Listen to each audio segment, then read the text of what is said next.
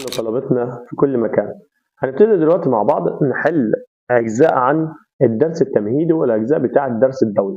كل طبعا الأسئلة اللي موجودة في كافة المصادر المختلفة، سواء المصدر أو الامتحان أو البوكلت أو الدليل أو التميز. يعني احنا معنى صح لمين كل المصادر اللي موجودة في السوق وواخدين جميع الأفكار اللي موجودة فيها. نبدأ نسمي الله مع بعض مع أول جزئية خاصة بالدرس التمهيدي. الدرس التمهيدي سيادتكم احنا زي ما شرحناه معانا سواء على المنصة أو موجودة معانا دلوقتي داخل السنتر والكلام ده كله. معانا أول سؤال بيقول لك هنا إيه؟ من خلال دراستك لمفهوم الجغرافيا السياسية استنتج الهدف النهائي من دراسة المقاومات الطبيعية والبشرية للولايات المتحدة الأمريكية. التعرف على إيه؟ أنا دلوقتي لما أجي هدرس المقاومات الطبيعية والبشرية، أنا من خلال المقاومات الطبيعية البشرية، طبعا المقاومات الطبيعية معروفة اللي هو الموقع والمساحة والتضاريس والشكل والمناخ والنبات الطبيعي، والمقاومات البشرية الخاصة بالسكان بالتركيب بتاعهم وقواتهم التنظيمية وكمان خاصة بالتركيب الاقتصادي. أنا من خلال المقاومات الطبيعية والبشرية هستفاد إيه؟ طبعا هل هستفاد نشاطها الاقتصادي؟ لوحده ما يكفيش. نشاطها البشري برضه ما ينفعش. تنظيمها الداخلي اللي هو مستويات الحكومة اللي موجودة. أما أنا من خلال المقاومات الطبيعية والبشرية هقدر أعرف قوة السياسة بتاعت الدولة. يبقى الإجابة هتاخد قوتها السياسية. السؤال رقم 2 طبعا ده خاص بأفكار عام من أرسطو. بيقول لك هنا إيه؟ إذا وجد تباين واضح في عدد السكان للدولة ومواردها الاقتصادية فهذا يعني إيه؟ أنا دلوقتي لو في اختلاف ما بين عدد السكان وما بين الموارد، هل هو يؤدي إلى ضعف عناصر قوة الدولة المثالية؟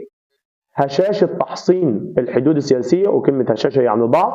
صعوبة استغلال الموارد الاقتصادية، يعني مش هنقدر ان احنا نستغل، ولا سهولة تعرض الدولة للغزو والاحتلال. طبعا انا ما دام تجيب لي افكار ارسطو اول حاجة اتكلم عنها الدولة المثالية. يبقى انا دلوقتي لو في تباين يعني اختلاف في عدد السكان والموارد هتؤدي الى ضعف عناصر قوة الدولة المثالية اللي كان بيتكلم. ان عمنا ارسطو قال لك ان الدوله المثاليه محتاجه موارد مناسبه، محتاجه عدد سكان مناسب، محتاجه عاصمه، محتاجه حدود، محتاجه كمان رقم 5 ان يكون عندك حدود سياسيه محصنه. يبقى الاجابه هتاخد رقم 1 اللي هي ضعف عناصر قوه الدوله المثاليه. رقم 3 ارسطو، ابن خلدون، راتزل، كلين، كل دي ناس ليها اسهامات في علم الجغرافيا السياسيه. طبعا لو انا هتكلم عن ارسطو وابن خلدون وراتزل دول دراستهم خاصه بالجغرافيا، اما كلين كان خاص بدراسه الجيوبوليتيك. بس الاربعه كان ليهم علاقه، هل هي بدراسه الوحدات السياسيه اللي هي الدوله، تشبيه الدوله بكائن حي، في ناس ما شبهتش الدوله بكائن حي، دراسه النظام العالمي الجديد، واحد زي ارسطو ما كانش عنده النظام العالمي الجديد هو ابن خلدون. الدراسه الاستاتيكيه للدوله الوحدويه او الوحدات السياسيه، لا طبعا سيادتك كانت الدراسه الاستاتيكيه مش كلهم قالوا ان في دراسه استاتيكيه، ودليل على كده كلين اللي اتكلم عن ان الدوله كائن ديناميكي متحرك. طبعا الاربعه هيبقوا تشابهوا معايا في دراسه الوحدات السياسيه. في بعد كده بيقول لك هنا تشابهات افكار ابن خلدون وراتزل حول الدوله من حيث ايه؟ ابن خلدون وراتزل الاثنين الدوله عندهم تشبه بكائن حي. فطبعا هل هي في عوامل القيام؟ طبعا عوامل القيام دي عند ابن خلدون، اسباب القوه ولا مراحل التطور ولا نتائج السقوط؟ لا، انا لو هاجي اتكلم هنا دلوقتي الاثنين تشابهوا مع بعض في مراحل التطور، اللي هو تطور الكائن الحي. واحد اتكلم نشأة ثبات مدة محلال، اما عندك دلوقتي عبد الرحمن عندك فريدريك راتزل اتكلم على ميلاد والنمو والوفاة. تتفق افكار كلين حول الهدف الداخلي للجيوبوليتيك مع سمات. افكار كلين بتتكلم عن الهدف الداخلي بالجيوبوليتيك مع مين؟ مع سيادتك الدوله الوحدويه. ليه؟ اصل عاصمه الدوله انا ماليش دعوه بالهدف الداخلي، اصل الهدف الداخلي للجيوبوليتيك بيقول لك هو الوحده والانسجام ما بين الدوله. طبعا ما دامت وحده وانسجام، اكتر حاجه سيادتك خاصه بالوحده والانسجام هي عباره عن الدوله الوحدويه.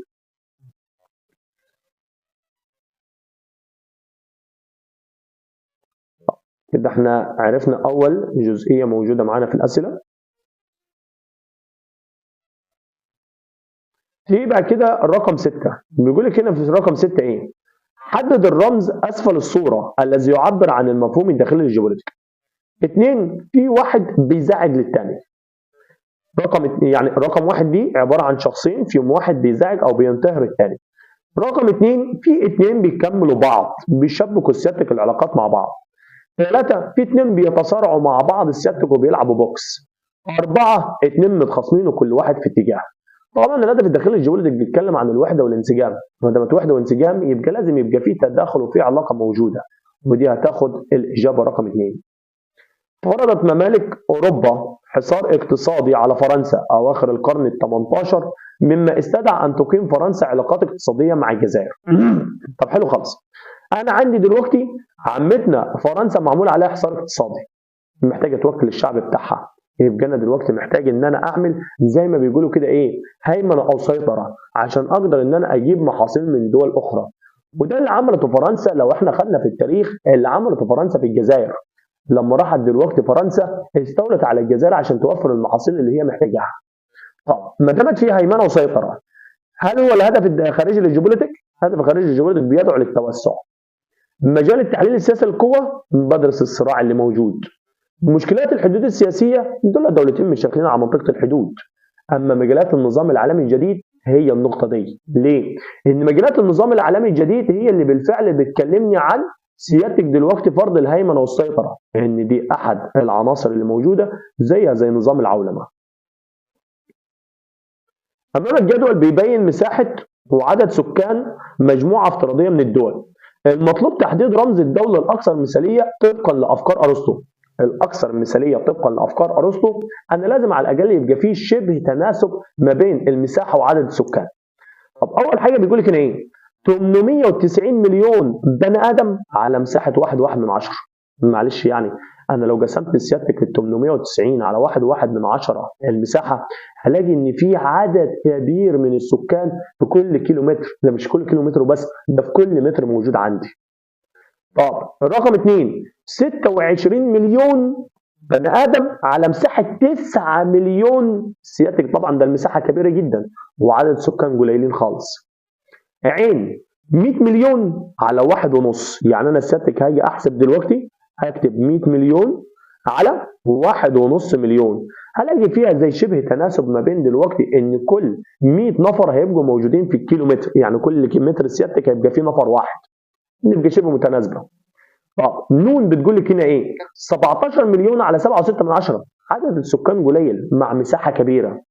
يبقى انا عندي س وصاد ونون ما ينفعوش، يا اما السكان كتار والمساحه صغيره، يا اما المساحه كبيره والسكان قليلين، فطبعا ده هياخد معانا الرمز عين. جه بقى كده السؤال بيقول لك هنا ايه؟ يرتكز الهدف الخارجي للجيوبوليتيك على الاهتمام بالبعد ايه؟ الهدف الخارجي للجيوبوليتيك ملوش دعوه بالاقتصاد، ده الهدف الخارجي بيقول لك التوسع على حساب الدول المجاوره، انا بتوسع مكانيا على حساب الدول المجاوره اللي موجوده. طب حلو، يبقى انا ما ينفعش معايا البعد الاقتصادي ولا البعد الاجتماعي ولا البعد التاريخي، هينفع معايا سيادتك البعد الجغرافي اللي موجود. كان لمناخ الكونغو الديمقراطيه اثر سلبي على قوتها. تتفق المقوله مع اراء مين؟ مناخ، احنا قلنا سيادتك في الشرح ان عندي دلوقتي ارسطو اتكلم عن دوله مثاليه، اتكلم عن المناخ، اتكلم سيادتكم دلوقتي عن السكان، اتكلم عن الموقع بصفه عامه. يبقى انا دلوقتي ما دامت كلمه مناخ دي من مقامات الدوله ودي خاصه بالدوله المثاليه، يبقى انا على طول هاخد ارسطو العالم اليوناني اللي جايين سيادتك من قاره اوروبا. يمكن تصنيف الجيوبوليتيك على اعتبار انه علم ايه؟ طب انا دلوقتي الجيوبوليتيك هيتصنف على اساس ان هو علم ايه؟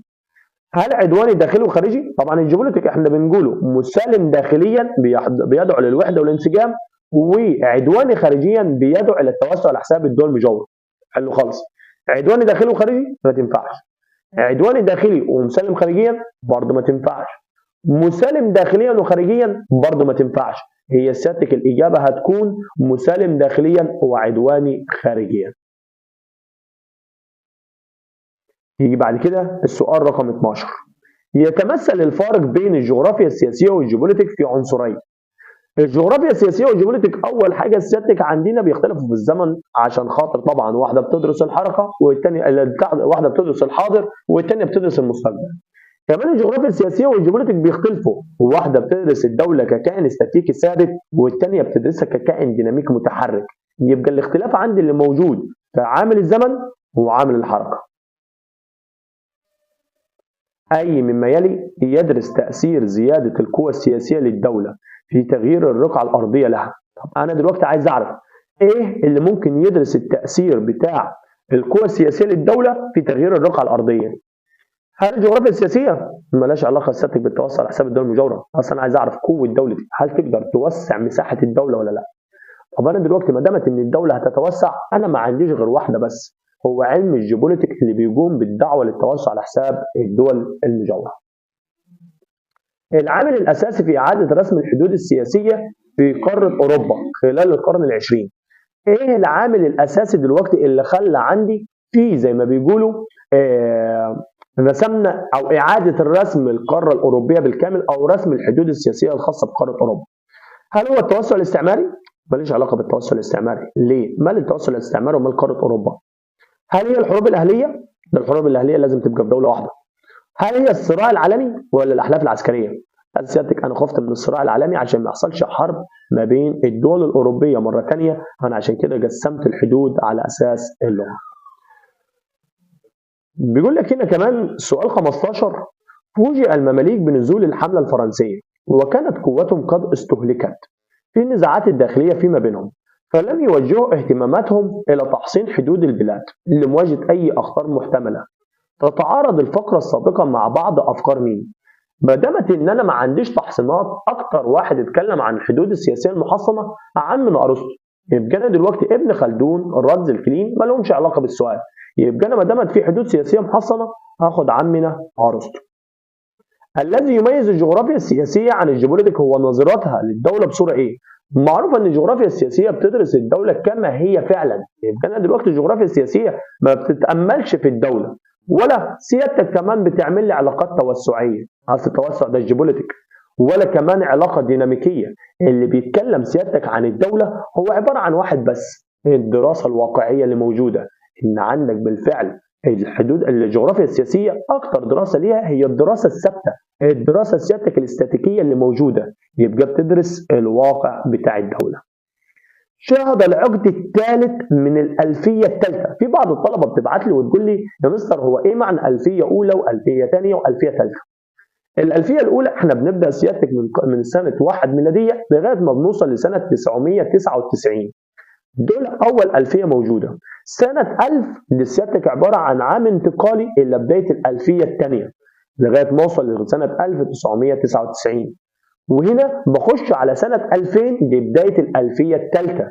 يبقى أنا عندي دلوقتي خلصنا 1000 أولى و1000 ثانية وبداية دلوقتي الألفية الثالثة اللي موجودة. طبعا العقد الثالث من الألفية الثالثة قام بإحياء الفكر الديناميكي. طب الفكر الديناميكي كان على يد الدولة مين؟ هل هو سيادتك روسيا ولا فرنسا ولا اليابان ولا استراليا؟ دي عبارة عن سؤال عن الأحداث الجارية. وده لما بيتكلم عن روسيا أثناء الحرب بتاعتها ما بينها وما بين أوكرانيا. ان سيادتك العقد الثالث من 1 ل 9 من ده العقد الاول، من 10 ل 19 ده العقد الثاني، من 20 وانت طالعه ده العقد الثالث. العقد الثالث ده ظهرت فيه الحرب ما بين روسيا وما بين اوكرانيا. 18 بيقول لك هنا ايه؟ يمكن مراقبه اي هجوم عسكري على حدود الدوله من خلال. انا عايز دلوقتي اراقب سيادتك دلوقتي العمليات العسكريه اللي موجوده. عمليات عسكريه احنا قلنا يا استاذ مراقبه الحدود ومراقبه دلوقتي مناطق النزاعات ومراقبه مناطق الممرات الملاحيه، كل ده خاص بعلم واحد هو علم الاستشعار عن بعد. اصل نظم المعلومات ده بيوفر لك بيانات ومعلومات وخرائط رقميه. اما عمليه المراقبه او عمليه التتبع دي خاصه بنظم من الاستشعار عن بعد. سيادتك جايب لك صوره ساخره لعمنا ترامب بتاع الولايات المتحده الامريكيه، بيقول لك ان انا هحمي امريكا من فيروس كورونا لما اعمل سور كبير. التعبير الساخر بالصوره ده على سطحيه تفكير الرئيس الامريكي السابق ترامب، وانه ما زال يفكر بعقليه مين؟ مين اللي اتكلم ان انا ممكن اعمل اسوار او اعمل حدود سياسيه محصنه احمي بيها البلد؟ طبعا ما فيش غيره، عمنا ارسطو اللي اتكلم عن حدود سياسيه محصنه في الدوله المثاليه. أي مما يلي يمثل القاسم المشترك ما بين أهداف الجغرافيا السياسية ونظم المعلومات الجغرافية. طبعا الهدف المشترك ما بين الاثنين اللي موجودين عندي، معروف ان سيادتك الجغرافيا السياسيه اهدافها بتدل توفير بيانات ومعلومات اكثر دقه. طب مين اللي بيوفر بيانات ومعلومات اكثر دقه؟ نظم معلومات جغرافيه. يبقى نظم معلومات جغرافيه وعندك الجغرافيا السياسيه، الاثنين ليهم علاقه بتوفير البيانات والمعلومات اللي موجوده. الخلط الذي حدث بين الجغرافيا السياسيه والجيوبوليتيك اثر بالسلب على ايه؟ هو اثر بالسلب على العلاقات الاقتصاديه للدوليه، ولا توفير بيانات ومعلومات، ولا التحليل السياسي للقوه، ولا التعريف بالمشكلات السياسيه؟ طبعا دي النقطه او الاربع نقاط اللي حاططهم المستر مينا عشان خاطر يعرف مين الطالب اللي مركز والفاهم ومين الطالب اللي حافظ بس. لو انا قعدت وادقق في السؤال ده يا مستر معلش ده الاربع اجابات غلط. الكلام ده سيادتك انت بتختبرني بيه عشان اعرف مين اللي حل المذاكره دي عن طريق الفهم ومين غشها من زميله، او مين سيادتك دلوقتي بدا يدور على اي مصدر يغش منه. الطالب الجدع والطالبه الجدعه اللي تقدر سيادتك دلوقتي ان هي السؤال تلمحه. يا استاذ انت بتقول اثر بالسلب، اكيد تاثير بالسلب ده هيبقى على الدوله، سيادتك دلوقتي في استقرارها او في الامن بتاع الدوله. يبقى لنا الاربع اجابات يا استاذ معلش دول غلط.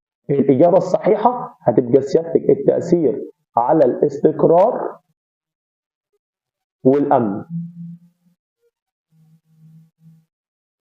22 استفادت الجغرافيا السياسية من التقنيات الحديثة في الحفاظ على الأمن والسلم الدوليين باستخدام إيه؟ طب أنا دلوقتي أستاذ أنا عايز أعرف هو إزاي دلوقتي استفدنا من الحفاظ على الأمن والسلم؟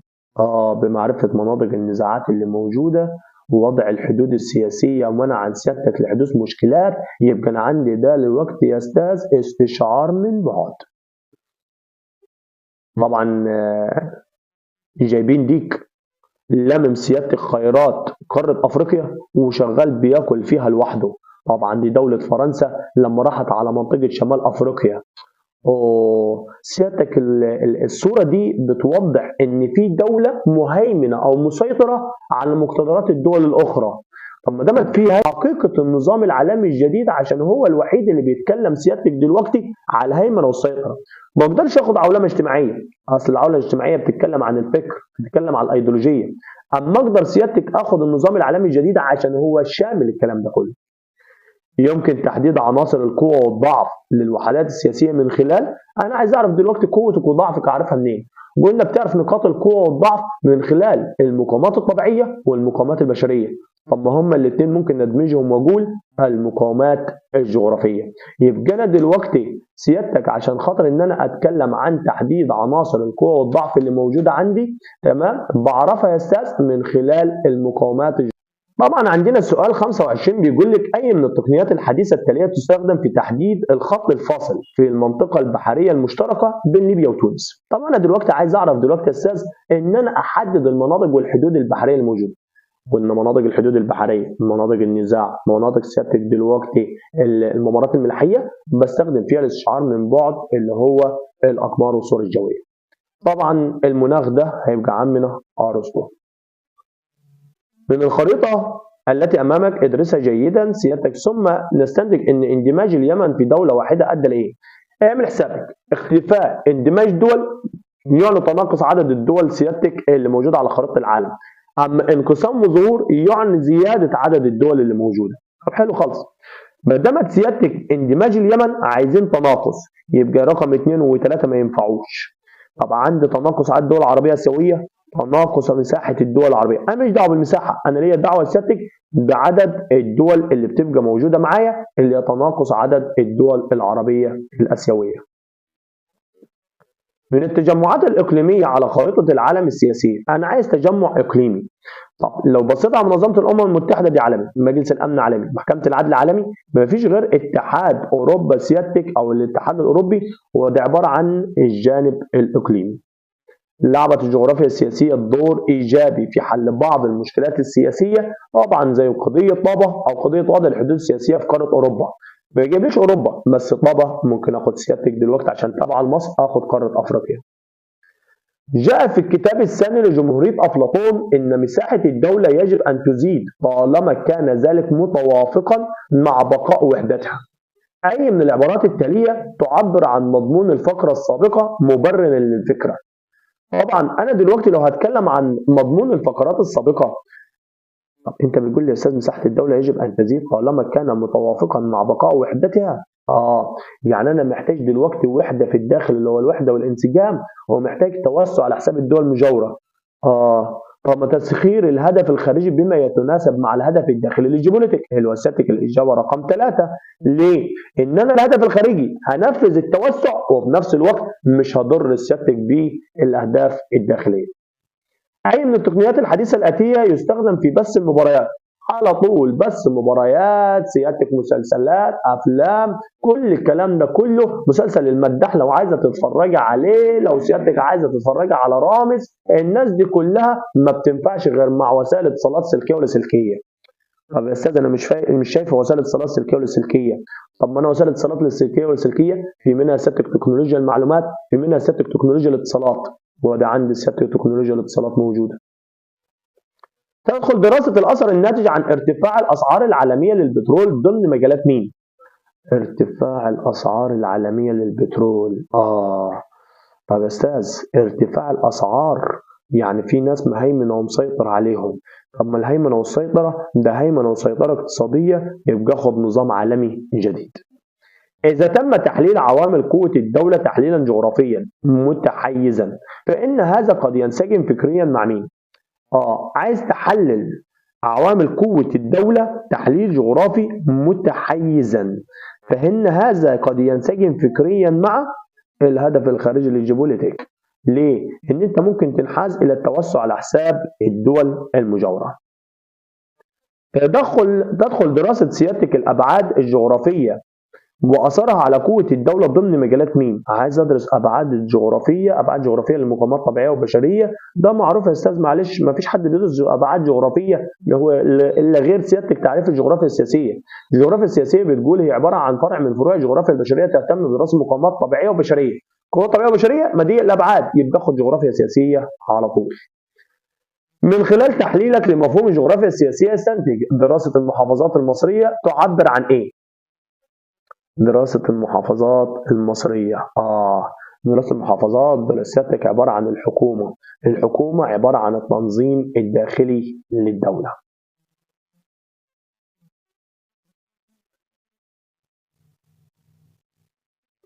تدخل دراسة أبعاد الجغرافيا السياسية وأثرها على زيادة رقعة الدولة ضمن مجالات مين؟ أنا عايز أعرف دلوقتي الأبعاد الجغرافية هل ليها أثر على زيادة كل رقعة الدولة أو مساحة الدولة؟ طب ما دامت إن فيها زيادة مساحة الدولة ما فيش غير علم الجيوبوليتيك اللي بيدعو للتوسع على حساب الدول المجاورة. طبقا لمدرستي يتمثل القسم المشترك بين أهداف الجغرافيا السياسية وموضوعات دراسة الدولة فين؟ أنا دلوقتي القسم المشترك اللي موجود معايا هل هو التعريف بالمشكلات ولا دراسة مقاومات الدولة وتحديد عناصرها ولا تحليل التجمعات الإقليمية واتخاذ قرارات عسكرية ولا اتخاذ القرارات العسكرية وتوفير بيانات ومعلومات؟ طب أنا دلوقتي عايز أعمل موضوعات لدراسة الجغرافيا، أنا لازم على طول ما دامت إن أنا هدرس الدولة وأدرس سيادتك الموضوعات بتاعتها يبقى أنا لازم أدرس المقاومات بتاعة الدولة وتحديدا اللي هي تاخد رقم 2. سبقت الصين العالم بأسوارها وسبقت أوروبا بأفكارها. سيادتك أسوار وأفكار ما فيش غير عمنا أرسطو هو ده أول من جه يتكلم عن الحدود السياسية المحصنة. قرار الحكومة المصرية بإنشاء مصنع الألمنيوم في نجع حمادي اعتمد على إيه؟ ما دامت إن أنا هاخد قرار بعمل مصنع سيادتك ولا إن أنا دلوقتي أقدر أعمل اخد قرار بصفه عامه او اعمل تقرير يبقى انا محتاج بيانات ومعلومات دي خاصه بنظم المعلومات الجغرافيه. تسعى بعض الدول لفرض سيادتها على بعض الممرات الاستراتيجية. ما دامت في فرض السيطرة والهيمنة أو التوسع على حساب الدول المجاورة يبقى ده على طول عم نارود الفكرين مفيش غيره. تتعرض سواحل نيوجيرسي بالولايات المتحدة الأمريكية لعمليات التعرية بفعل الأمواج البحرية. طب أنا دلوقتي سواحل نيوجيرسي اللي هتبقى فيها سيادتك دلوقتي عبارة عن تعرض لعمليات التعرية. السواحل دي إيه اللي عرفني إن هي سيادتك بتحصل لها عمليات تعرية؟ ان انا بدات ان انا اتابع الظاهره من خلال الاستشعار عن بعد.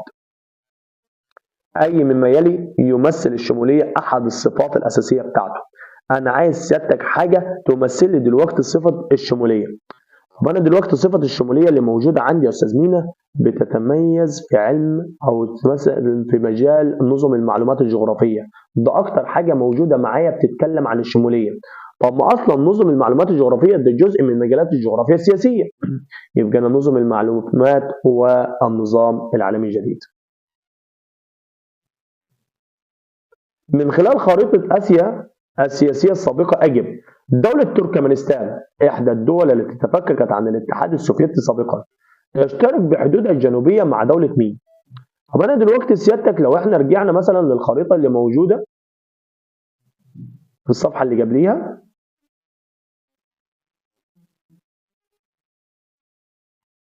هو بيتكلم سيادتك دلوقتي على الدولة بتاعة تركمانستان. طب أنا دولة تركمانستان اللي موجودة معايا يا أستاذ هتلاقيها قد سيادتك الحدود الجنوبية بتاعتها هي عبارة عن دولة إيران. يبقى أنا دلوقتي يا أستاذ لو جيت أتكلم قد سيادتك الحدود الجنوبية اللي موجودة معايا، هتلاقي سيادتك الحدود الجنوبية هي عبارة عن دولة إيران اللي موجودة جنوب تركمانستان مباشرة.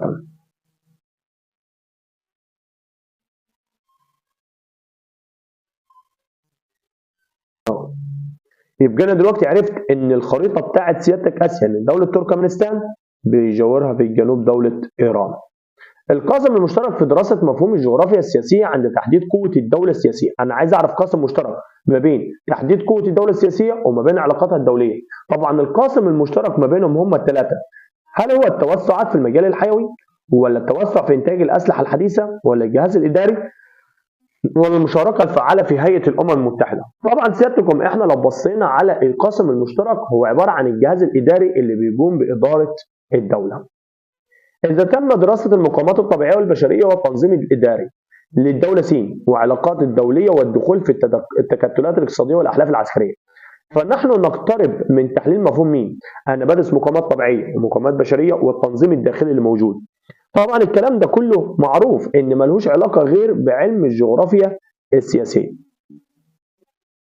طبعا سؤال 46 الطالب هيقول لي يا مستر هو فين الاختيار بتاعه؟ شغل دماغك وهاتها انت من دماغك. ليه؟ انا مش محتاج كمان ابص للاجابات اللي موجوده، انا ممكن من دماغي ابقى مجهز الاجابه قبل ما نبص في الاجابات، فعشان كده ببتدي ان انا اتاكد هل الاجابه بتاعتي صح ولا غلط. هنا بيقول لك ايه؟ عندما تطورت الجغرافيا السياسيه ظهرت كتابات متعدده للعلماء، فهناك عالم اكد على ضروره زياده الكيلومترات للحدود السياسيه معتمد على قوه الدوله مين؟ هو انت سيادتك ازاي او سيادتك ازاي هتقدر تتوسع بحدود الدوله الا اذا كانت عندك قوه عسكريه تقدر من خلال عمليات التوسع. القاسم المشترك بين اسهامات العلماء في تطور الجغرافيا السياسيه دراسه ايه؟ انا لو عايز دلوقتي اعمل قاسم مشترك ما بين اسهامات العلماء في تطور الجغرافيا السياسيه والدراسه. كلهم يا استاذ اتكلموا لي عن مين؟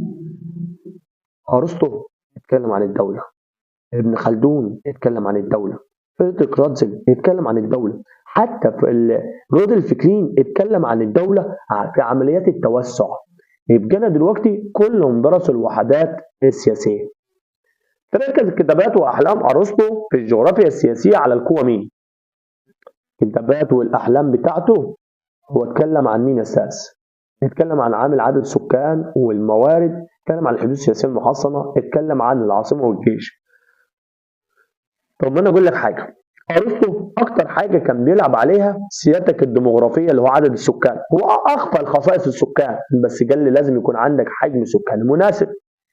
ما حدث في اتحاد يوغوسلافيا في اواخر القرن العشرين طبقا لاراء ابن خلدون، طبعا يوغوسلافيا اتفكت، يبقى دي عباره عن المرحله الرابعه لمرحله الاضمحلال.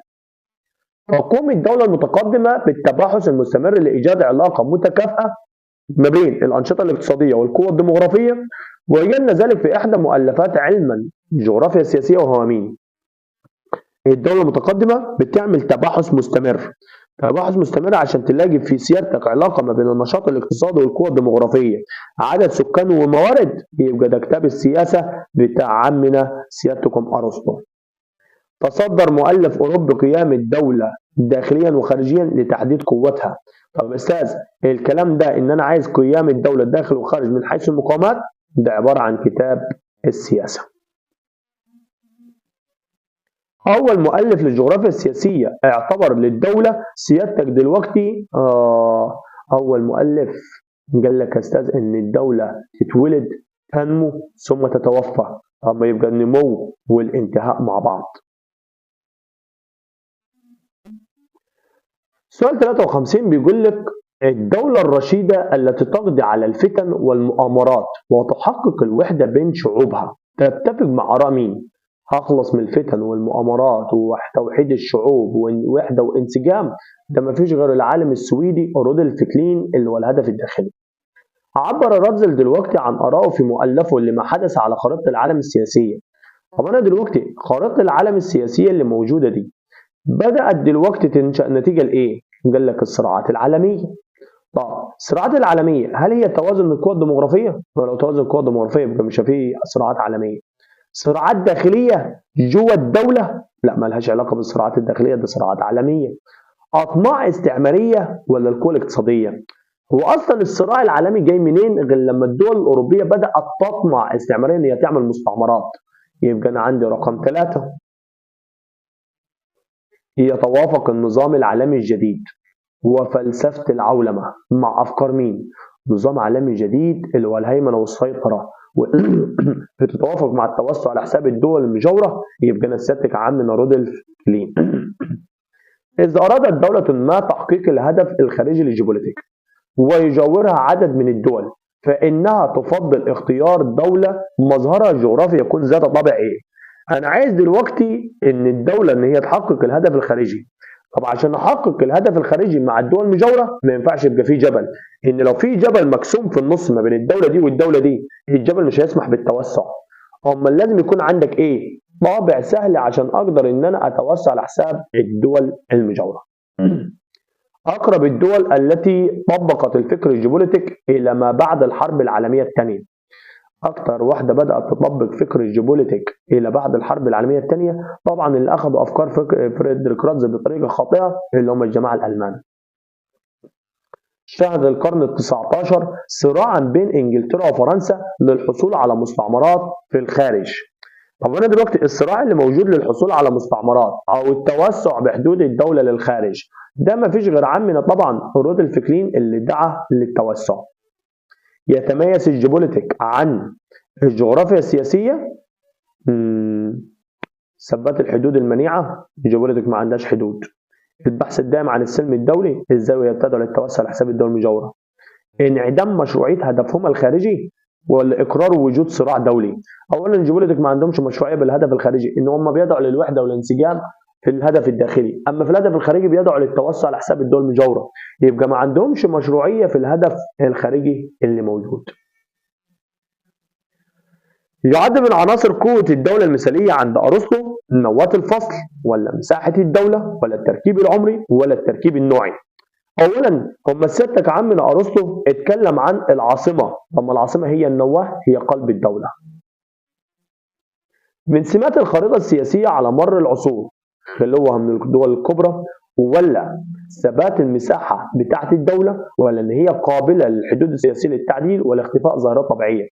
ظاهرات طبيعية ما ينفعش تختفي، خلوها من الدول الكبرى إلا السيادتك. ثبات مساحة الدولة ما فيش مساحة ثابتة، أما في حدود قابلة سيادتك للتعديل لما قلنا إن خريطة العالم في حالة تغير أو حالة عدم استقرار ولا عدم ثبات. دراسة مجلس التعاون لدول الخليج العربي كنموذج للتجمعات الاقتصادية في المجالات المرتبطة بإيه؟ ما دام التجمع اقتصادي ومشكلات سياسية، نظام عالمي، وحدات سياسية، تحليل سياسي للقوة، هي عبارة عن نظام عالمي جديد اللي بيشمل كل المجالات. إذا اعتبرنا وزن الصين كقوة اقتصادية كبرى نتيجة عن وجود موارد وحجم سكان، اضرب على طول أرسطو موارد وسكان. من أهداف الجغرافيا السياسية المساعدة في إدخال تقنيات حديثة، زيادة قوة صناعية، ووضع الحلول لمناطق النزاعات ولا تقديم حلول للمشكلة السكانية في مصر. ماليش دعوة بالمشكلة السكانية في مصر، هي وضع حلول لمناطق النزاعات زي منطقة الطابة ووضع الحدود السياسية في قارة أوروبا. الموارد التي في حكم العدم إن لم يستغلها الإنسان تشير العبارة إلى آراء مين؟ طبعا ما دامت في موارد وأنا ما بستغلهاش يبقى ده من أرسطو أوتوماتيك. للجغرافيا السياسية الدور في منع ظهور مشكلات اجتماعية بعد الحرب العالمية الأولى كما ظهر في سيادتك في منطقة وسط أوروبا لما تم وضع الحدود السياسية. أكثر الدول التي استفادت من تفكك الاتحاد السوفيتي أكثر دولة هي سيادتك دولة بولندا، نتيجة أن هي أصبحت دولة مستقلة بعيدا عن الاتحاد. لتحديد حدود محمية رأس محمد احنا قلنا في حدود، في ممرات ملاحية، في سيادتك دلوقتي مناطق نزاعات، عبارة عن استشعار عن بعد.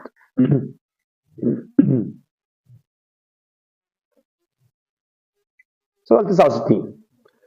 معظم التغيرات التي شهدتها خريطة العالم السياسية بعد الحرب العالمية يقطعها أحد دوائر العرض الرئيسية، وهي طبعا خط الاستواء بعيد، مدار الجدي بعيد، دائرة قطبية جنوبية بعيدة، هو مدار السرطان.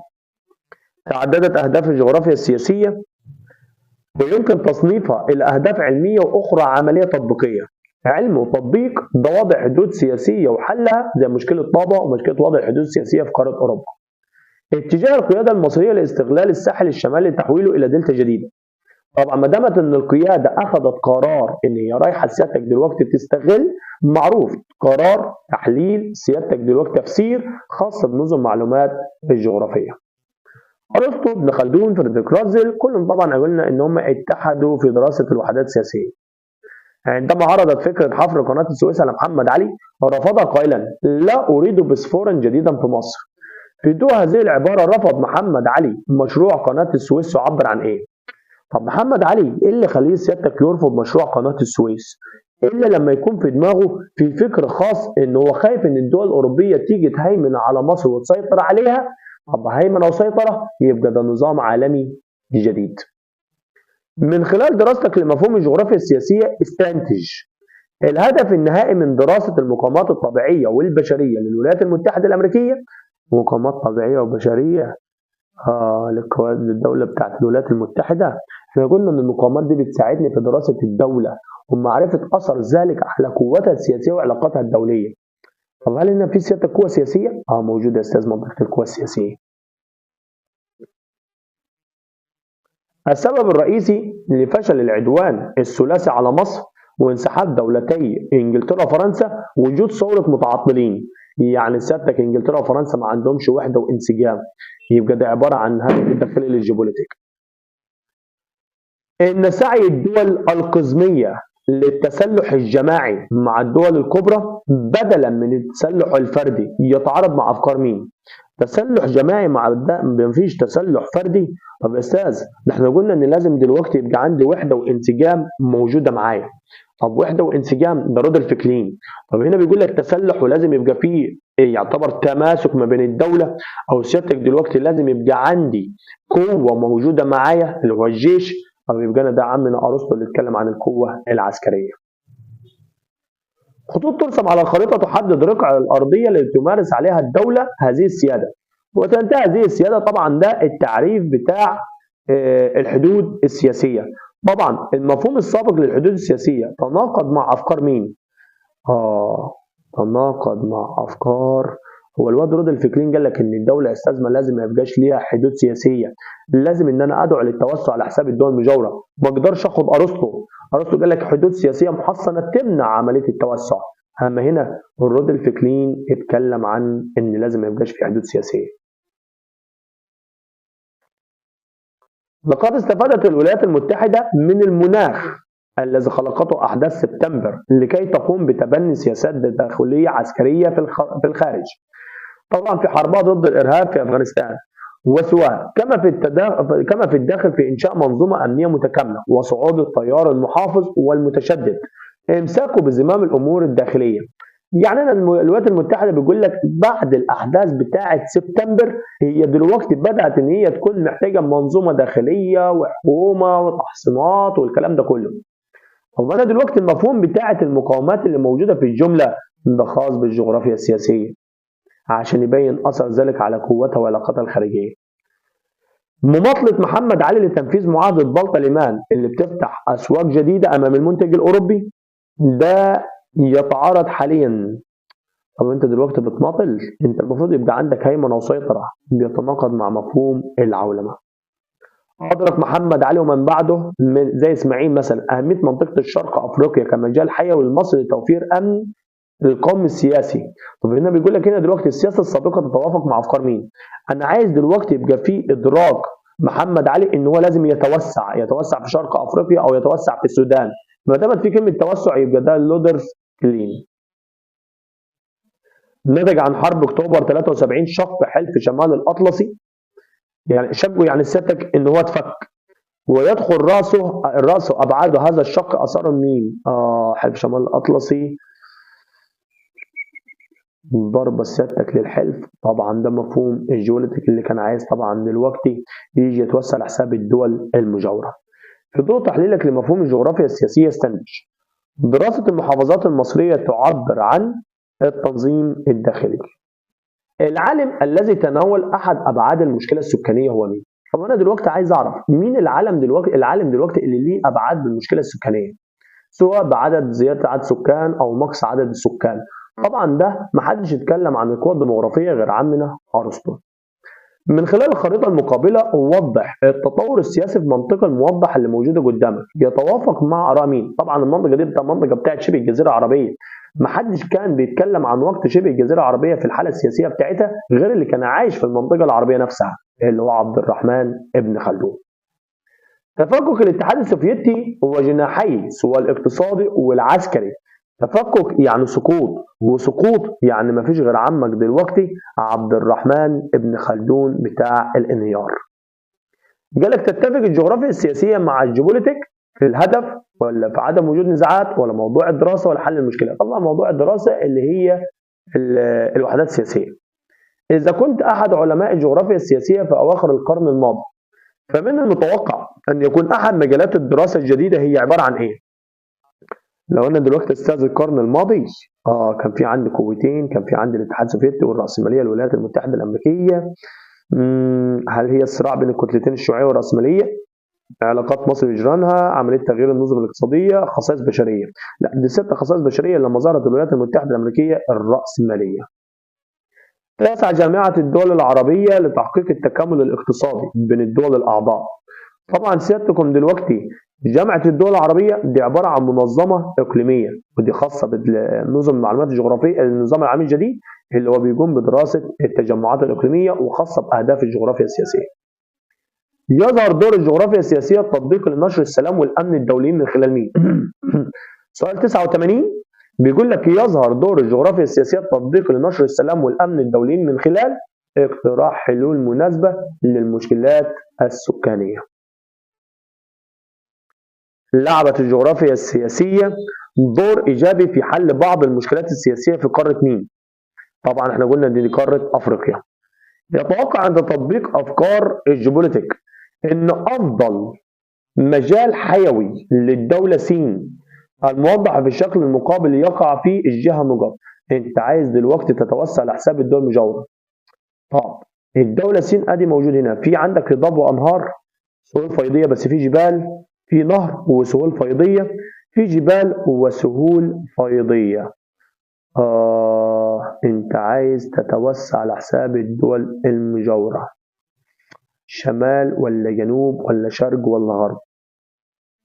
طب ما عندك من الناحية دي في عندك سهول فيضية في البداية، ما أنا ممكن أروح لمنطقة السهول الفيضية اللي موجودة في الأول، يبقى تاخد عندي الجانب الغربي. توفير المعلومات اللازمة لاتخاذ القرارات السياسية والعسكرية يستفيد منها مين؟ مين اللي بيستفيد من المعلومات اللازمة للقرارات السياسية والعسكرية؟ طبعا ما دام سياسة وعسكرية يبقى ده على طول عايز رجل سياسة. متابعة العالم لفعاليات مؤتمر تغيير المناخ، ده مؤتمر هتفرج على التلفزيون فيه، ما دامت ان انا هتفرج على التلفزيون يبقى دي وسائل اتصالات سلكيه ولا سلكيه او عباره عن الوسائل تكنولوجيا الاتصالات او وسائل الاتصالات الحديثه. قرار الحكومه المصريه بانشاء مصنع للالومنيوم ده عايز نظم معلومات جغرافيه. ظهور دولة طاجكستان على الخريطة المقابلة يعني إنها رسمت. طاجكستان دي سيادتكم دلوقتي اترسمت إمتى؟ بين الحربين، نهاية الحرب العالمية الثانية، انتصار الرأسمالية على الشيوعية، يعني انتصار الولايات المتحدة الأمريكية على الاتحاد السوفيتي، هي جت بالفعل يا أستاذ المرحلة دي. العالم اللي تناول قلنا عمنا أرسطو.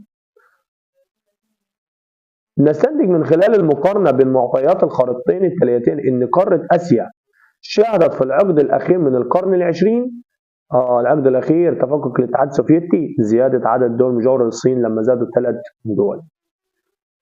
في ضوء دراستك لمجالات الجغرافيا السياسيه المقالي بقى عشان الناس كلها تعرف تحل ازاي المقالي، عشان كل الناس بتقول يا استاذ انا العقده بتاعتي في المقالي، بالرغم والله المقالي يعتبر اسهل من الخياري بكتير. ليه؟ المقالي اقدر اكتب فيه الاجابه باسلوبي انا فتديني درجه، اما الاختياري واحد وواحد يساوي اتنين ما يساووش ثلاثه نهائيا. فبيقول لك في ضوء دراستك لمجالات الجغرافيا السياسيه اوجد رابط مشترك بين ما يلي: سقوط الاتحاد السوفيتي والدوله الراسماليه ودول العالم الثالث. حلو خالص. لما جه النظام العالمي الجديد اللي حصل سيادتك دلوقتي في نهايه القرن العشرين واللي ادى الى سقوط الاتحاد السوفيتي واللي سيطرت عليه الولايات المتحده الامريكيه الراسماليه، ادى في النهايه الى السيطره على مقتدرات وثروات دول العالم الثالث. يعني يا استاذ يعني ايه الاجابه؟ الاجابه ان النظام العالمي الجديد لما ظهر والاتحاد السوفيتي لما وقع والولايات المتحده الامريكيه لما سيطره الولايات المتحده الامريكيه ده خلاها تسيطر على كل الموارد والمقتدرات بتاعه العالم الثالث. بيقول لك هنا ايه؟ لم يتم شق قناه السويس خلال الحمله الفرنسيه على مصر، خطف منسوب البحرين الاحمر والمتوسط. في ضوء دراستك كيف يمكن الاستفاده من التقنيات الحديثه لتفادي اخطاء السابق في اي مشروع؟ انا ممكن استخدم استشعار من بعد توريني سيادتك المناطق اللي ينفع ان انا اعمل فيها المشروع والمنسوب اللي موجود. ممكن اخد سيادتك نظم المعلومات الجغرافيه اللي موجوده خلال توفير بيانات ومعلومات اكثر دقه وخرائط رقميه تساعدني في عمل المشروع. يبقى انا بستخدم اتنين: استشعار من بعد ونظم معلومات جغرافيه. وضح اوجه الشبه بين كل من افكار فريدريك راتزل وعبد الرحمن بن خلدون، كلاهما درس الدوله ككائن حي. تعتبر المعولمه وجه للجمهوريه بصورتها الحديثه ان كلاهما يدعو للهيمنه والسيطره، وده سيادتك نظام عالمي جديد جيوبوليتيك عولمه، الثلاثه بيدعو للهيمنه والسيطره على حساب الدول المجاوره. ما العلاقه بين التغيرات اللي طرأت على العالم في نهايه الالفيه الثانيه ومجالات الجغرافيا السياسيه؟ التغيرات زي تفكك الاتحاد السوفيتي، سيطره الولايات المتحده الامريكيه، خلل في التوازن الدولي. سيادتك دلوقتي ادى الكلام ده كله الى ظهور علم جديد ومجال جديد في الجغرافيا السياسيه اللي هو النظام العالمي الجديد. تأثر زيادة عدد الدول المجاورة مع الصين في نهاية القرن العشرين هو تفكك الاتحاد السوفيتي اللي خلى عدد الدول المجاورة للصين يزيد 3 دول وتبقى 15 دولة مجاورة. لعبت الجغرافيا السياسية دور هام في تخفيف حدة التوتر الدولي. الإجابة الثابتة في الكلام ده صحيحة بالفعل لما حلت مشكلة طابة ما بين إسرائيل وما بين مصر، ولما قدرت كمان توضع حدود السياسية في إقليم أوروبا. طب هنا بيقول لك سيادتك عايز دور الجغرافيا السياسية بالنسبة للإعلاميين. طب أنا الإعلاميين محتاجين بيانات ومعلومات أكثر دقة. الجغرافيا السياسية بدورها من خلال دلوقتي التقنيات الحديثة اللي بتستخدمها زي استشعار من بعد، عندك نظم معلومات الجغرافية، ده بيوفر معايا مجموعة من البيانات والمعلومات اللي بتساعد الجماعة الإعلاميين إن هم يقدروا يوضحوا للناس المعلومات الكافية. حدد وجهة نظرك أهمية الجغرافيا السياسية بالنسبة لرجال الاقتصاد. إن الجغرافيا السياسية بتساعد على دراسة المقاومات الطبيعية للدولة، موقع، مساحة، شكل تضاريس وغيره. كمان بتساعد في دراسة المقاومات البشرية كعدد السكان اللي موجودين، وسيادتك بتساعد على التركيب النوعي والتركيب العمري والكلام ده كله. طبعا من خلال دراسة المقاومات الطبيعية والمقاومات البشرية أقدر أساعد رجال الاقتصاد إن هم يعملوا المجالات الاقتصادية وأعرفهم أماكن الموارد المتاحة. تستنتج العلاقة بين الجغرافيا السياسية والسلام العالمي طبعا في حل بعض المشكلات الموجودة زي مشكلة طابة ومشكلة وضع الحدود السياسية في إقليم أوروبا. والسؤال 11 وصلنا للسؤال 11 بيقول لك هنا ايه؟ شملت دولة محمد علي في احدى الفترات كل من مصر والسودان وبلاد الحجاز. طبعا هنا محمد علي توسع على حساب الدول المجاورة، وهنا كده طبق مفهوم الجيوبوليتيك. مصر ذات موقع جغرافي مميز كما انها غنية بالموارد الطبيعية. طبعا ما دامت فيها موارد وموقع جغرافي ده على طول علم الجغرافيا السياسية. لقد عاد الفكر الجيوبوليتيك في الظهور على سطح الاحداث العالمية منذ اواخر القرن العشرين الميلادي. ما تقييمك لمصداقية هذه العبارة؟ طبعا العبارة دي صادقة. ليه؟ إن سيادتك بدأت تظهر معانا بعض الدول اللي بتقوم بالسيطرة على حدود دول أخرى، هي سيطرة الدول الكبرى على الدول الضعيفة. مثلا اديني مثلا مثال يا مستر، زي دلوقتي الولايات المتحدة المسيطرة على العالم، زي روسيا دلوقتي في القرن ال21 لما عايزة تسيطر على أوكرانيا. كل ده بالفعل بيطبق لي مفهوم الجيوبوليتيك. وضح مدى تحقق نظرية دورة حياة الدولة عند ابن خلدون في الاتحاد السوفيتي. طبعا مدى تحقق نظرية دورة حياة الدولة إن عندك دلوقتي الاتحاد السوفيتي جه في فترة كان فترة اللي هو النشأة، ثم بعد كده من فترة القوة، وفي نهاية القرن العشرين وصل إلى السقوط والانهيار. استنتج العلاقة بين نظم المعلومات الجغرافية والتحليل السياسي للقوة. طبعا سيادتك دلوقتي أنا عندي نظم المعلومات الجغرافية بتوفر لي بيانات ومعلومات أكثر دقة عن كل شيء موجود في سطح الأرض، سواء موارد طبيعية أو موارد بشرية، استخدامات الأراضي، وده بيساعد بالفعل على التعرف على الأبعاد الجغرافية للصراع. يبقى من خلال توفير البيانات والمعلومات اللي خاصة بالجغرافيا السياسية، من خلال توفير البيانات والمعلومات الخاصة بالتقنيات الحديثة زي نظم المعلومات الجغرافية، ده كله بيساعد على توفير الأبعاد الجغرافية للصراع اللي موجود. وكده يبقى احنا ختمنا الدرس التمهيدي وانتهى الإجابات بتاعته. السؤال الأول في درس الدولة بيقول: من خلال الصورة المقابلة نخرج بمضمون يفيد في إجابة السؤال. إذا وجدت منطقة معترف بها رسميا عليها مجموعة بشرية لبينهم سلوكيات إيجابية تربط بين الجميع، يعني بينهم سيادتك دلوقتي سلوكيات أو عادات وتقاليد أو صفات تربط بين الجميع، بيطلق عليها إيه؟ هل الأقلية ولا الدولة ولا الأمة ولا تجمع سياسي؟ ما دامت إن في سلوكيات أو روابط مشتركة على طول هاخد لفظ كلمة الأمة. استعن بالخرائط المقابلة ثم أجب: ما وجه التناقض بين الصين والأمة العربية لقيام كل دولة؟ فدامت الصين دولة والأمة العربية دي أمة، الاختلاف ما بينهم في عامل السيادة. أمامك خريطة للوطن العربي تطورت فيه وحدات البناء السياسي وتجمعت فيه صفات الأمة. ترجع هذه الآراء للعالم نقط.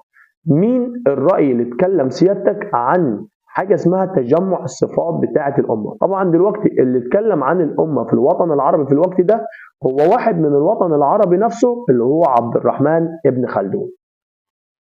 الوحدة السياسية التي يرجع نظام الحكم المحلي فيها للعاصمة تتبع النظام السياسي والإداري للدولة. الحكم المحلي فيها بيتتبع النظام السياسي والإداري.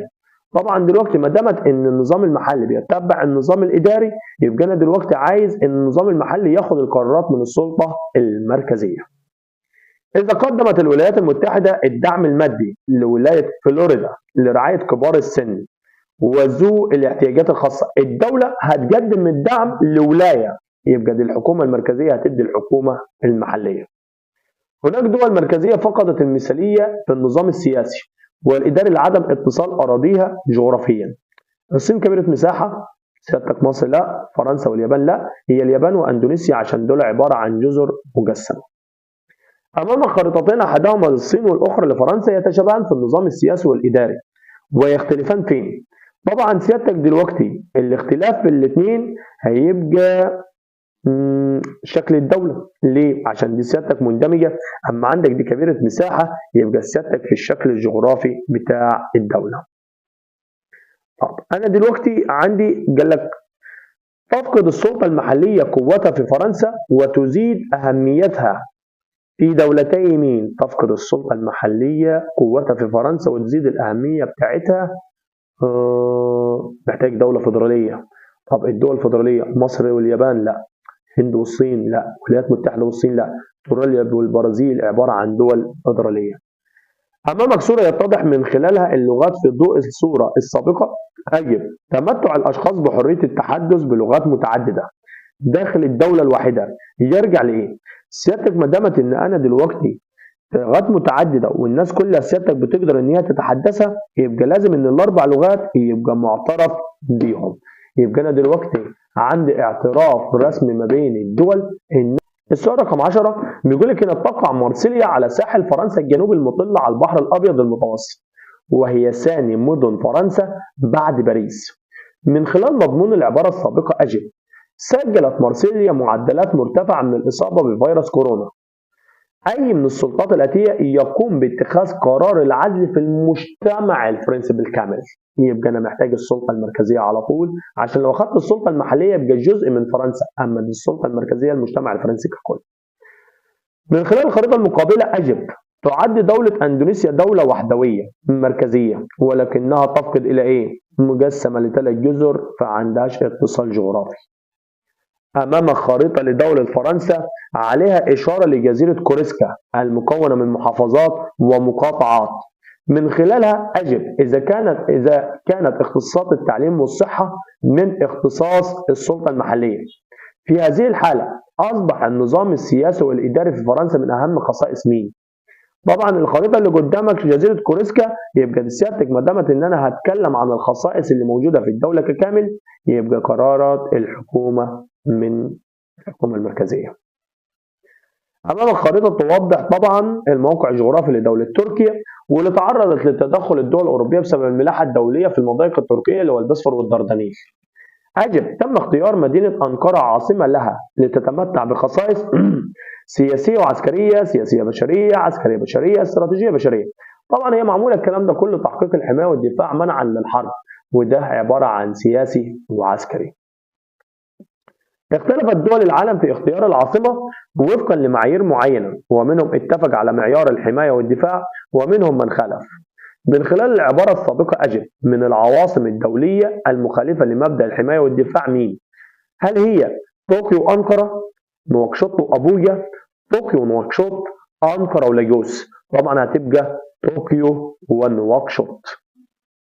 الاتحاد الأوروبي أكبر قوة اقتصادية في العالم، يمكن انهياره في أي وقت بسبب إيه؟ هل هو بسبب تعدد النظم السياسية والإدارية؟ تعدد الدول المتقدمة؟ عدم وضع قوانين للعقوبات؟ فرض الدول القوية الهيمنة؟ طبعا ده هيبقى خاص بوضع قوانين للعقوبات. دولة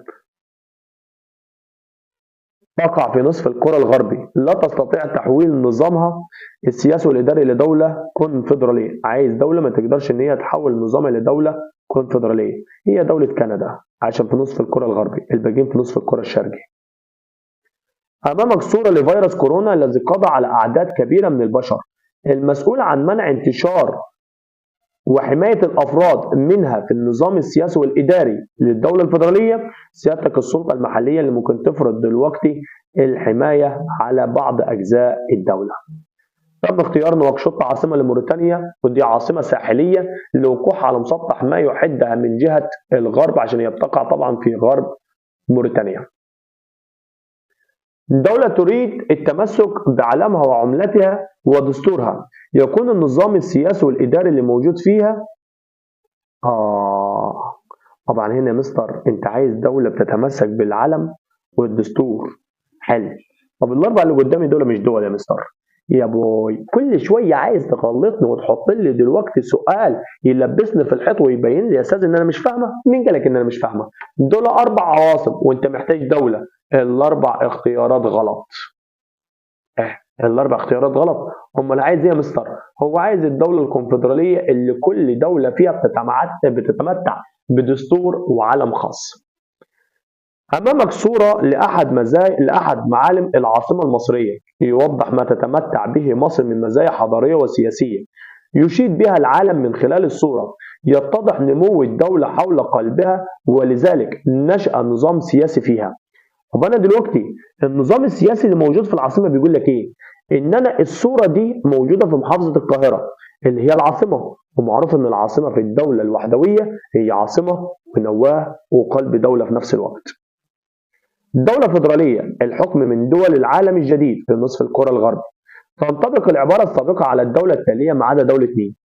طب انت عايز دلوقتي دوله في نصف الكره الغربي؟ الهند، المانيا، استراليا، نصف الكره الشرقي. يبقى انا عندي دلوقتي المكسيك. امامك خريطه لدوله اليابان، ادرسها جيدا ثم استنتج. اختيرت العاصمه طوكيو بدلا من كيوتو لاسباب ذات عمق جغرافي غلط، سياده قوميه ده لو كنت موسكو، حمايه اقليات غلط، اما قدرتها تحقيق امن قومي من خلال علاقات التجاره اللي هتتعمل. هناك بعض الدول عند اختيار العواصم تأخذ بعض العوامل مجتمع في عاصمة واحدة. طبعا العاصمة اللي مجتمع فيها كل العوامل هي محافظة القاهرة عاصمة مصر. إذا حصلت إحدى الأقليات على الاستقلال الذاتي فهذا دليل على فقدان العاصمة أحد السمات بتاعتها وهي قوة وسلطة الدولة في حكم الدولة بالكامل. أمام خريطة لدولة اليابان وأخرى نيجيريا ادرسها جيدا ومن خلالهما أجب. القاسم المشترك بين مدينة أبوجا ومدينة طوكيو يتمثل فين؟ أبوجا وطوكيو واحدة داخلية والتانية خارجية، يبقى في تصنيف العاصمة. شهدت بداية عام 2020 خروج إنجلترا من الاتحاد الأوروبي، وقد ساعدها ذلك على: هل هو انتهاء الصراع الأوروبي؟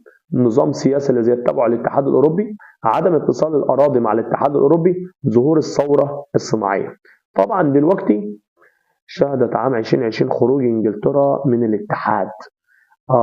إنجلترا عندها نظام سياسي مخالف للاتحاد، إن هي ملكية، يبقى ناخد النظام السياسي الذي يتبعه الاتحاد الأوروبي. تتشابه كل من نيجيريا مع موريتانيا في أمور عديدة، ولكنهما يختلفان في موقع العاصمة، واحدة داخلية والثانية خارجية. بدراسة العواصم التاريخية نستنتج سيادتك العواصم التاريخية: القاهرة، روما، باريس، لندن، كلهم دول عبارة عن مدن داخلية.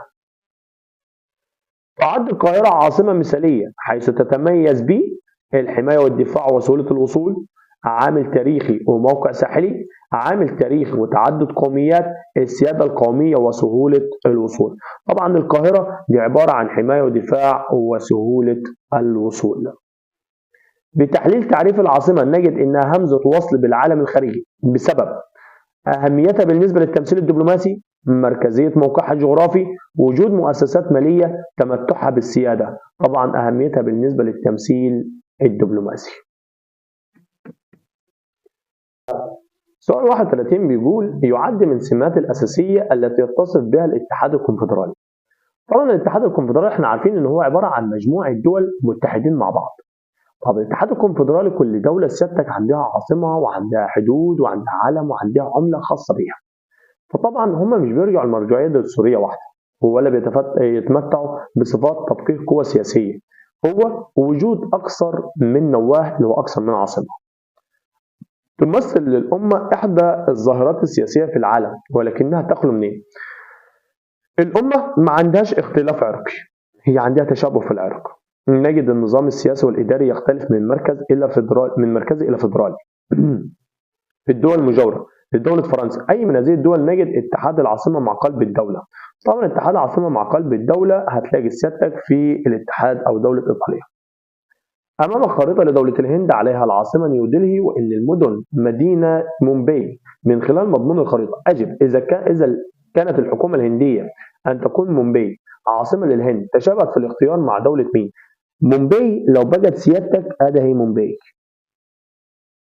لو أصبحت مومباي دلوقتي هي العاصمة، طبعا مومباي بتقع سيادتك على المسطح المائي، فطبعا دي هيشبهني بدولة اليابان.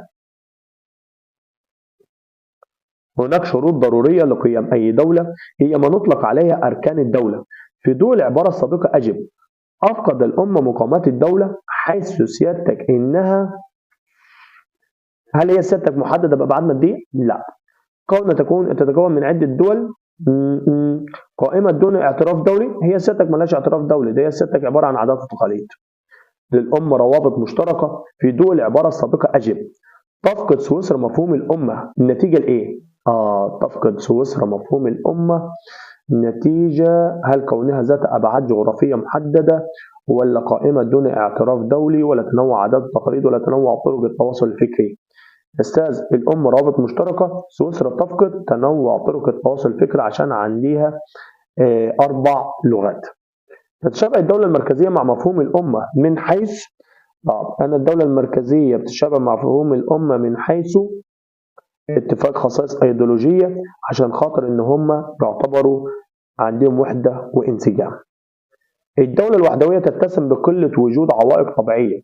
نستنتج من العبارة السابقة إن نوتها حلقة الوصل بين جميع أجزائها، عشان بتبقى سيادتك هي المسيطرة وعامل القوة والسيطرة الموجودة.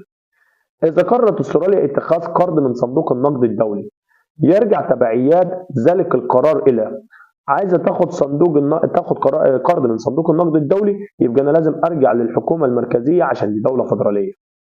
لا يمكن أن تتحول الدولة الفيدرالية إلى اتحاد كونفدرالي، يعود ذلك إلى أنه طبيعة السلطة السياسية اللي موجودة. إذا فقدت العاصمة قدرتها على بسط سلطانها على المناطق الهامشية، قد يرجع ذلك إلى إيه؟ هل هو افتقارها لمعايير اختيار العاصمة؟ النزعة الانفصالية للمناطق الهامشية، صعوبة الوصول للمناطق الهامشية، ولا قدرة الدولة التنظيمية؟ بيقول لك لو العاصمة فقدت قدرتها على بسط السلطان بتاعها هتفتقر سيادتك لمعايير اختيار العاصمة.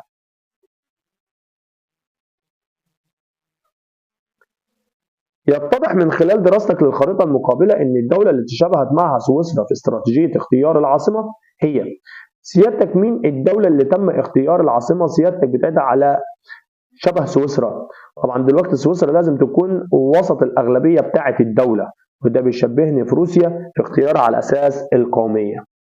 العبارة اللي تشير إلى مفهوم الأمة هي سيادتك إن مجموعة بشرية بتتميز بتراث شعبي شديد الخصوصية عشان عندها كل حاجة مشتركة واحدة. تتميز نستنتج من تحليل الجدول المقابل إن معظم دول العالم ذات المساحة الكبيرة ما لها استاذ. تتنازل فيها الإدارة المركزية عن بعض صلاحياتها، تتركز في النصف الغربي من الكرة الأرضية، تم اختيار عاصمة العواصم التاريخية. لا أستاذ، هي تنازل الإدارة المركزية عن بعض صلاحياتها للسلطة المحلية كعملية توازن ما بين الاثنين. مدينة باريس عاصمة فرنسا تتمتع بالحماية والدفاع، وهو ما يخالف عاصمة دولة موريتانيا عشان بتقع سيادتك على مسطح مائل وهو المحيط الأطلنطي. أمامك شكل بياني لدولة متعددة القوميات، ادرسها جيدا ثم اختر. في ضوء دراستك لعوامل اختيار العاصمة استنتج أي المناطق يتم اختيارها كموقع للعاصمة. طب اختيارها لموقع العاصمة المساحة القومية. تاخد رقم 4 عشان هنا عدد أصحاب الدولة أكتر. يميز الأمة عن الدولة العامل الجغرافي، العامل الزمني، العامل السياسي والبشري. لا، هو العامل الزمني عشان الأمة ليها فترة زمنية طويلة.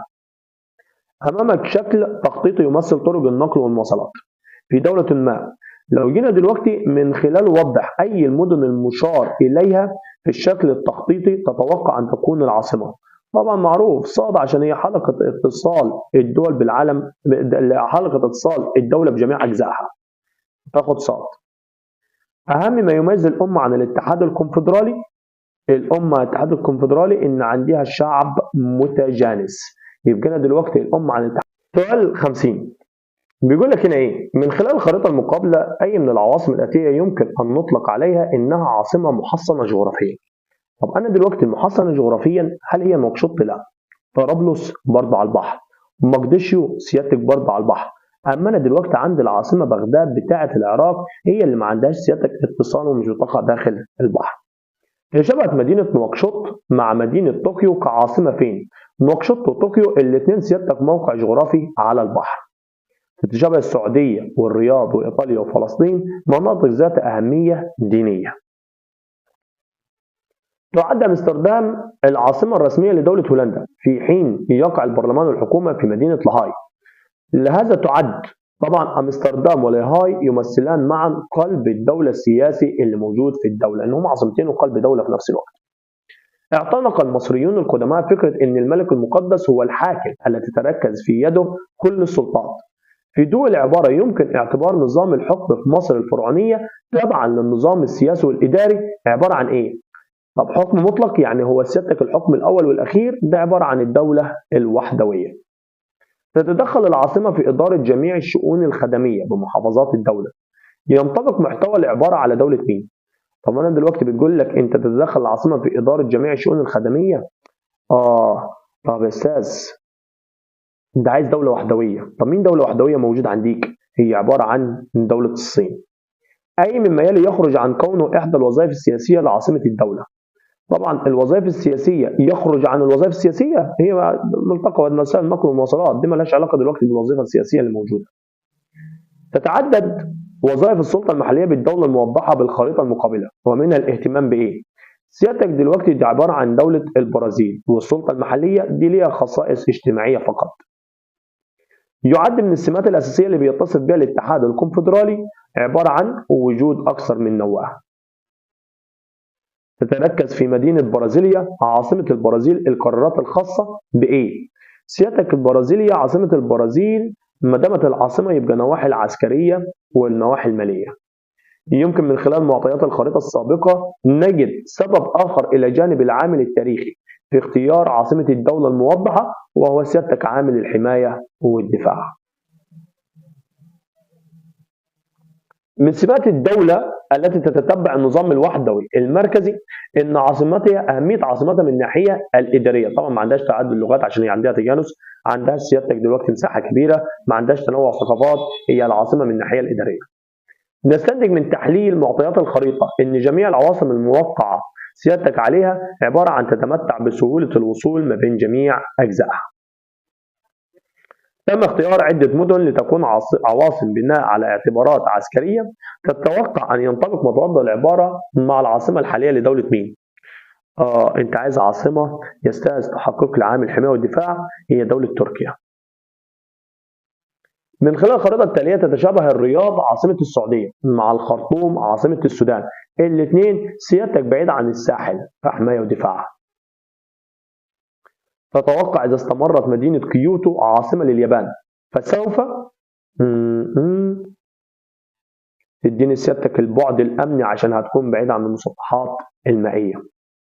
ميناء روتردام هو أكبر ميناء ومنطقة في أوروبا وأحد أهم مراكز التجارة اللي موجودة، ده يعتبر ميناء ذات قلب اقتصادي عشان بيقول لك ميناء تجاري.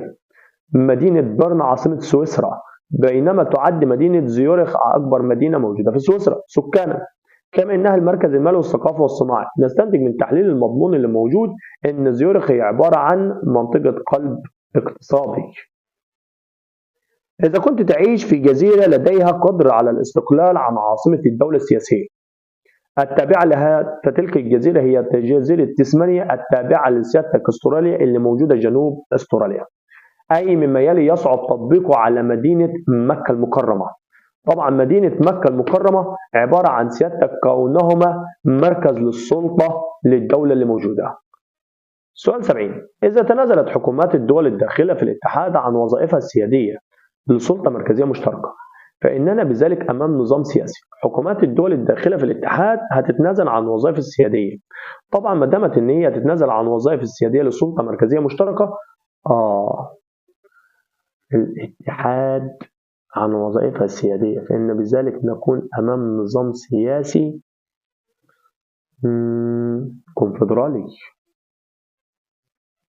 إذا تنازلت حكومات الدول الداخلة في الاتحاد عن وظائفها السيادية لسلطة مركزية مشتركة، طبعا عندها تبقى عبارة عن دولة كونفدرالية عشان متكون من مجموعة دول.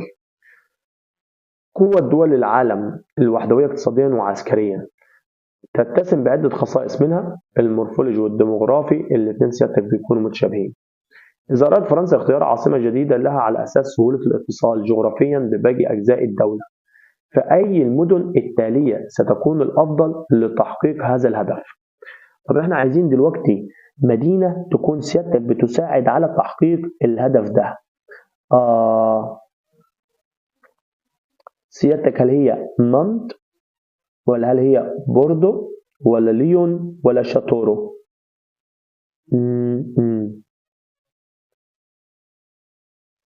لا يا أستاذ، هتبقى شاتورو. أي من الدول التالية إذا اتحدت سياسيا سوف توفر لجيشها الحرية المكانية اللي موجودة. طبعا اتحدت سياسيا هتبقى سيادتك بلغاريا ورومانيا، الاثنين دول لو اتحدوا سياسيا هيوفروا حرية مكانية عشان دول صغيرة وتعتبر شبه مندمج. ابتعدت اليابان عن تصنيفها كنموذج مثالي للدولة الوحدوية نتيجة لمعاناتها لمشكلتي مين؟ عايز سيادتك ابتعدت اليابان عن التصنيف كنموذج، فأنا عايز أعرف دلوقتي هتبقى ذات طابع إيه؟ تضاريسي وشكل مجزأ في نفس الوقت عشان عندها جبال وإن هي مجزأة. أمامك صورة للزي لدول اليابان والتي تعبر عن إيه؟ سيادتك دلوقتي وحدة العادات والتقاليد الموجودة كدولة وحدوية متجانسة. ابتعدت اليابان عن تصنيفها كنموذج مثالي للدولة الوحدوية نتيجة معاناتها من مشكلتي مين؟ طبعا تضاريس برضو شكل مجزأ هي أي مما يلي يمكن الاستغناء عنه دون تأثير سلبي أو وجود خلل فيما سلبت منه.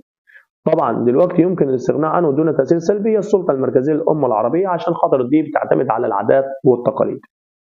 الفيصل الأساسي الذي يمكن يميز مفهوم الأمة عن مفهوم الدولة يتمثل في العلاقة بين مين ومين. الفيصل ما بينهم المكان والإنسان والزمان المرتبطين ببعض. سؤال 79. يتميز العرب بروابط متعددة تجمعهم كأمة واحدة، لكن أهم تلك الروابط اللي بتتعرض للتهديد في ظل مستجدات النظام العالمي تتمثل في اللغة والثقافة. مدينة باريس عاصمة فرنسا تتمتع بالحماية والدفاع، وهو ما يخالف عاصمة دولة موريتانيا اللي بتقع على البحر. إذا كانت العاصمة تمثل قلب الدولة، ما النظام السياسي الأقرب في خصائص هذا النظام؟ قلب الدولة مكة. سيادتك عشان دينية. داخل مستعمرة النحل توجد ملكة واحدة تقتصر وظيفتها على وضع البيض، بينما يقوم الذكور بتلقيح الملكة. أما الشغالات فتمتاز بنشاطها الزائد والتفاني في أداء الواجب، ويقع على عاتقها جميع الأعمال اليومية للمستعمرة، فهي التي تعتني بصغار النحل وإطعامهم، كما إنها تحافظ على نظامها على نظافة المستعمرة وتهويتها والدفاع عنها ضد كل دخيل. من خلال قراءة الفقرة السابقة حدد السلطة التي تشابه صلاحيتها مع وظيفة الشغالات في مستعمرات النحل. سيادتك دلوقتي أنا عايز أعرف الشغالات دلوقتي اللي موجودة عبارة عن إيه؟ سيادتك الشغالات دي بتعمل توازن في الواجبات اللي موجودة في الأعمال اليومية، وده هو العلاقة ما بين السلطة المركزية والمحلية في الاتحاد الفيدرالي، إن الاثنين سلطة متوازنة. بدون ما درست أي مما يلي يشير إلى تحقيق التوازن بين السلطة المركزية والسلطات المحلية لكل ولاية في الدولة الفيدرالية. طبعا سيادتك دلوقتي التوازن ما بينهم هو اللي بيدل على تطبيق مبدأ الفصل في اختصاصات السلطة المركزية عن السلطة المحلية، يعني مفيش حد بيتدخل في اختصاصات الثاني. يعد التحول من النظام الكونفدرالي إلى النظام الفيدرالي أحد أشكال. طب سيادتك دلوقتي أنا عايز أتحول من كونفدرالي لفيدرالي، يبقى أنا هعمل اندماج سياسي. في النظام الفيدرالي يكون للشعب حق المشاركة في إدارة الشؤون المركزية بالدولة من خلال تولي مجلس النواب تشريع الدولة اللي هو سيادتك وضع التشريعات. من خلال قراءة الخريطة المقابلة نستنتج أن تعدد اللغات في سويسرا يرجع إلى إيه؟ تعدد اللغات في سويسرا يرجع إلى موقعها الجغرافي فرنسي، ألماني، وعندك سيادتك غير الروماني اللي موجود عندها اللي هو بالقرب الدول اللي بتتحدث باللغات. أقرب الدول أو ما هو قلب الدولة الوحيد الذي يستحيل أن يقع في منطقة عمرانية حديثة بالدولة. قلب الدولة السكاني بيبقى موجود في المنطقة القديمة. أي المدن التالية ينطبق عليها مصطلح قلب اقتصادي وإداري وإقليمي؟ قلب اقتصادي وإداري وإقليمي هي عندك الرياض بتاعت السعودية ولوسكا عاصمة زامبيا. كده سيادتك احنا وصلنا لسؤال 88 وعرفنا سيادتك في سؤال 88 الجزئية اللي في ضوء ما درست السؤال 89 أي من المدن التالية التي جمعت بين القلب الاقتصادي والقلب الثقافي والقلب السياسي؟ طبعا دول أنا محتاج قلب اقتصادي طوكيو، والسياسي باريس، وروما والقاهرة عندك ثقافي وتاريخي. أهم عناصر اختيار الدولة لنظامها السياسي والإداري هي سيادتك دلوقتي عايز عنصر اختيار الدولة نظام سياسي وإداري، المساحة بتاعتها عشان الكبيرة ليها نظام والصغيرة ليها نظام. منطقة أثبتت قدرتها على الحفاظ على هويتها تقع فين؟ حافظت على الهوية بتاعتها، تقع يا أستاذ على منطقة شمال أفريقيا في محافظة القاهرة. إذا غيرت اليابان نظامها المركزي إلى النظام الفيدرالي فسوف ينعكس ذلك على إيه؟ طب أنا دلوقتي غيرتها من مركزي لفيدرالي على الهيكل الإداري اللي موجود عندي. ليه؟ هيبقى عندي دلوقتي الدولة مقسمة إلى وحدات إدارية صغيرة. منطقة معترف بها تضم مجموعة من البشر تستخدم قوتها لإدارة موارد المجتمع. تضم مجموعة من البشر وليها إدارة موارد وليها سلطة، دي الدولة. تعتبر اليابان دولة مجزأة جغرافيا وموحدة، مجزأة جغرافيا وموحدة سياسيا، عشان دي سيادتك عبارة عن دولة وحدوية. إدارة الشؤون الحياتية للسكان هو اختصاص السلطة المحلية، وده موجود في القلب مين؟ إدارة الشؤون الحياتية للسكان هو اختصاص السلطة المحلية بدولة. شؤون حياتية أنا عايز دولة تكون سيادتك فيدرالية، يبقى خد عندك سويسرا. طب أنا عندي بعد كده بيقول لي أكثر أنواع القلوب انتشارا على خريطة العالم تتمثل في القلوب إيه؟ طب أنا دلوقتي عندي عايز قلوب انتشارا تتمثل في القلوب. فرنسا أستاذ، يا راجل حرام عليك تتعبنيش معاك، جايبني الاربع اختيارات غلط دلوقتي عشان برضه هتختبرني تاني. هي المفروض سيادتك تبقى سياسيه. تمام، عايز سيادتك دلوقتي قلب سياسي واكثر انتشارا. الدولة التي تتكون من مجموعة من الأقاليم المحلية المهمشة سياسيا هي دولة نجر. عايز سيادتك دلوقتي مجموعة من الأقاليم المهمشة، يبقى أنا عندي دولة وحدوية. يمكن للدولة اللي تكثر فيها الأجناس سيادة قومية على طول زي موسكو عاصمة روسيا. يمكن للدولة التي تتميز بالعمق الحضاري أن تختار عاصمتها بناء على عامل تاريخي. أي من العواصم التالية تتميز بوجود عامل مشترك يجمعها؟ عايز عواصم جنبيها عامل مشترك يجمعها. الثلاثة جداد، طوكيو وأنقرة وأبوجا، لسه دراستك عواصم مستحدثة. العامل الأساسي وراء اختيار مدريد عاصمة لأسبانيا، مدريد عاصمة لأسبانيا هو عبارة عن التنظيم الداخلي، لأنها بتربط سيادتك الدولة ببعض. تختص الحكومة المركزية للهند، المركزية بتحط الموازنة العامة عشان دي سيادتك سلطة مركزية. إذا كانت إدارة شؤون التعليم والصحة تابعة لقلب الدولة السياسي، فإن هذه الدولة تتبع للنظام مين؟ إدارة شؤون التعليم والصحة تابعة لقلب الدولة، يبقى ده واحدة عشان ده سلطة مركزية. بدراسة العاصمة الداخلية قلنا مدن داخلية. أمام خريطة لأفغانستان ادرسها جيدا ثم اختر. إذا نقلت أفغانستان العاصمة بتاعتها من كابول إلى قندهار، من كابول لقندهار، فإن ذلك سوف يؤثر على القرب من القلب الديموغرافي، هتبقى بعيدا عن سيادتك السكان اللي موجودين. أي مما يلي يعد القاسم المشترك بين فرنسا واليابان؟ هي الكثافة السكانية المرتفعة. كده خلصنا الجزء الاختياري، نخش على الجزء المقالي. دلل جغرافيا بمثال مما درست. يكون نقل العاصمة أحيانا عائدا إلى أسباب اقتصادية. طبعا دي هتكتب زي اليابان اللي نقلت العاصمة من كيوتو إلى طوكيو عشان تعمل تواصل تجاري. دلل جغرافيا بمثال. تختلف معايير تحديد منطقة نواة الدولة من دولة لأخرى. طبعا بتختلف معايير اختيار النواة على أساس سيادتك الظروف في اختيارها. يعني مثلا عندي زي اختيار النواة تكون مثلا على أساس عامل سياسي زي القاهرة، عامل ديني زي مكة. عند سيادتك دلوقتي لا استنى، النواة انت هنا عايز عاصمة مش عايز قلب دولة. النواة يا استاذ العاصمة ممكن اختارها على اساس سهولة الوصول، عندك زي مدريد عاصمة اسبانيا. ممكن استخدمها كمان على اساس عامل تاريخي زي القاهرة وعندك روما وعندك باريس وعندك لندن. ممكن تقع على نهر ملاحي زي الخرطوم. ممكن تقع سيادتك دلوقتي على الحماية والدفاع زي اختيار أنقرة بدل من اسطنبول. سيادة قومية زي موسكو عاصمة روسيا. أي مصداقية العبارة؟ تعد العاصمة قلب الدولة النابض، لأن سيادتك دي بيكون الموجود فيها الحكومة ورئاستها، مركز حكم وإدارة، السلطات الثلاثة، المؤسسات الكبرى، بتحتوي كمان على السفارات الأجنبية. ما تقييمك لمدى مصداقية العبارة؟ مدينة القاهرة تعتبر عاصمة ومنطقة قلب دولة في ذات الوقت، يعني الاتنين مع بعض.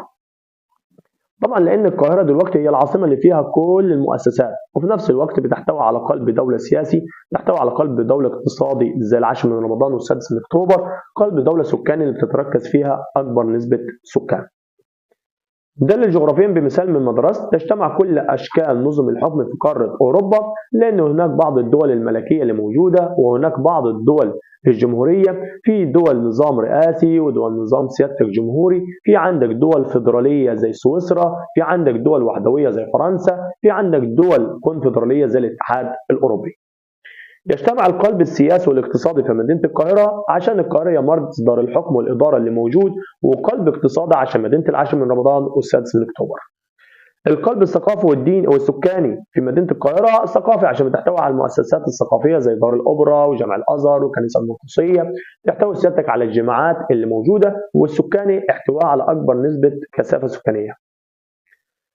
مصداقية العبارة للعوامل الطبيعية دور كبير في اختيار عاصمة الدولة. طبعا ان انت ممكن سيادتك دلوقتي تختارها على نهر محلي، نهر دولي زي الخرطوم عشان تتصل بالعالم. ممكن سيادتك على مسطح مائي مفتوح زي نواكشوط عاصمة موريتانيا، منتصف الدولة عشان تساعد على اتصال الدولة بجميع اطرافها. يمكن تصنيف أنقرة ضمن العواصم المستحدثة، ان هي طبعا تم نقل عاصمة تركيا من اسطنبول الى أنقرة. أوجه الاختلاف بين عاصمتي كل من دولة روسيا ودولة موريتانيا. روسيا اتخذت على أساس سيادة قومية، أما موريتانيا اتخذت على أساس سهولة الاتصال بالعالم الخارجي زي نواكشوط. أوجه اختلاف بين أبوجا وطوكيو، وواحدة داخلية والتانية خارجية. أبوجا اتنقلت سيادتك من لاجوس إلى أبوجا ودي من الخارج للداخل، أما طوكيو اتنقلت من كيوتو الداخلية. أوجه الشبه بين أبوجا وطوكيو كلاهما عواصم مستحدثة. فسر العاصمة حلقة اتصال الدولة بالعالم الخارجي لأنها عبارة عن حلقة اتصال الدولة سيادتك بالعالم الخارجي من خلال السفارات الأجنبية. ماذا يحدث إذا استمرت إسطنبول عاصمة لتركيا بدلا من أنقرة؟ كانت تعرضت إلى سوء أحوال سياسية وعسكرية أو فقدت عامل الحماية والدفاع. أيد صحة أو خطأ العبارة مع ذكر السبب. ووحدة اللغة ليست بالضرورة حافزا لتكوين الدولة. بالفعل إن عندك زي سويسرا عندها تعدد لغات، عندها 4 لغات وبالرغم كده دولة متجانسة. هل توافق على العبارة أم لا مع ذكر السبب؟ مفهوم الدولة ذو تاريخ من الصراع لم ينقطع أو يتوقف. سيادتك إن الدولة شافت العديد من الحروب والصراعات اللي موجودة وتعدد سيادتك اللغات وتعدد العادات والتقاليد. ماذا يحدث إذا أصبح لبعض الولايات الفرنسية الحق في إدارة شؤونها الحياتية؟ تحولت فرنسا من دولة وحدوية إلى دولة فيدرالية. أين مصداقية العبارة؟ لا تعد الدولة الكونفدرالية دولا موحدة، لأن سيادتك الدولة الكونفدرالية عبارة عن تكون مجموعة من الدول باختلاف سيادتك الأعلام، الثقافات، العملات، الدساتير اللي موجودة. ماذا يحدث إذا تخلت حكومات الدول الداخلة في الاتحاد الكونفدرالي عن وظائفها؟ طب أنا دلوقتي تخلت الحكومات الدول الداخلة في الاتحاد الكونفدرالي عن وظيفة، كانت أصبحت الحكومة المركزية هي المسيطرة على جميع الشؤون اللي موجودة. ماذا يحدث إذا تعددت اللغات داخل الأمة الواحدة؟ تؤدي إلى عدم التجانس وتفكك الأمة. ما الأثر الناتج عن تجمع مجموعة بشرية ما من أصل عرق واحد لفترة زمنية طويلة أدى إلى تكوين مفهوم الأمة؟ ما الفرق بين دور السلطة المركزية في كل من الدولة المركزية والاتحاد الكونفدرالي؟ الدولة المركزية سيادتك السلطة المركزية عندها هي اللي بتختص بكافة الشؤون الموجودة في الدولة وهي اللي بتدير الدولة. أما الاتحاد الكونفدرالي فأنت عندك الحكومة المركزية بتخضع للسلطة المحلية اللي هي الحكومات المشتركة داخل الاتحاد الكونفدرالي، فبنلاقي إن السلطة المركزية أضعف من السلطة المحلية. يبقى دلوقتي عندنا كده انتهينا من جزء المقالي نهائيا.